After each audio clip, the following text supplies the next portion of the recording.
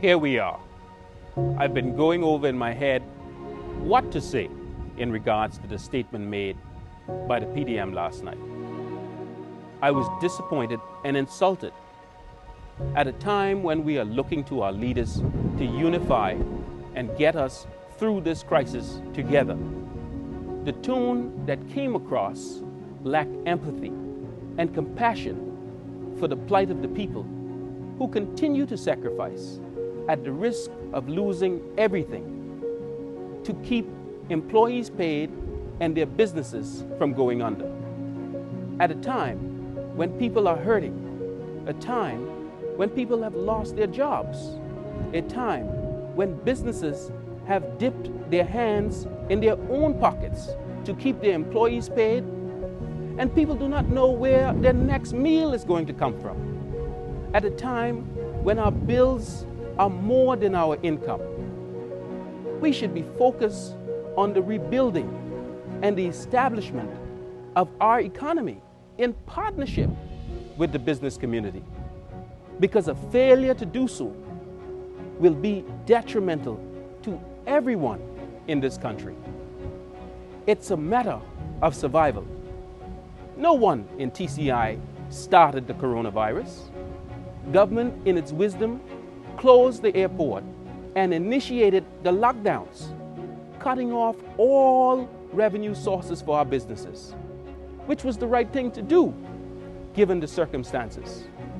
At this point, government should have consulted the business community and partnered with them, establishing the financial capacity of each business and their vulnerabilities, so that as much as possible, business, the government, and the community comes through this crisis together, strengthened by unity. So while we are pleased that we have flattened the curve, thanks to the efforts of so many, the worst is still ahead of us. We are not yet in the clear. We need everyone to work together, and government must initiate this through leadership. Entities like the TCHTA and the Chamber of Commerce deserve a seat at the table. All hands need to be on deck.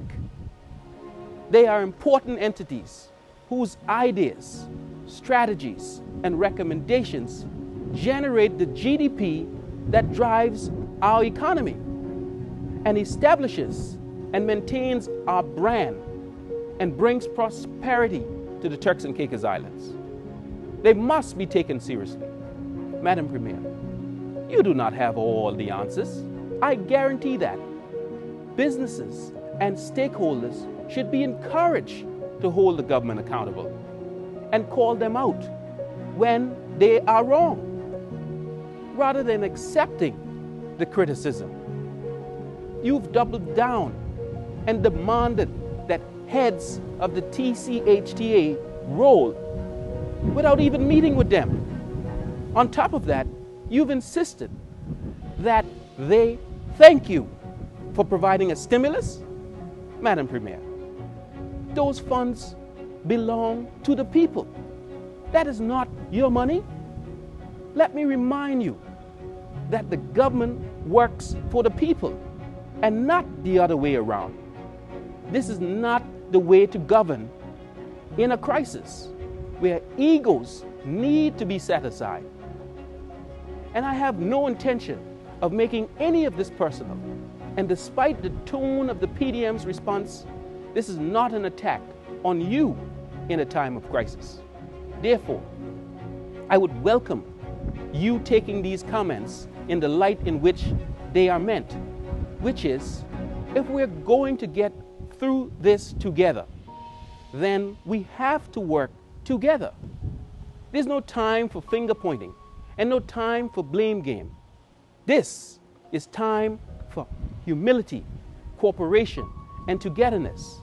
As a people, I believe we are still hopeful, we are still resilient, and above all, I know we all want the best for this country and its people. I believe together we can get through this in partnership.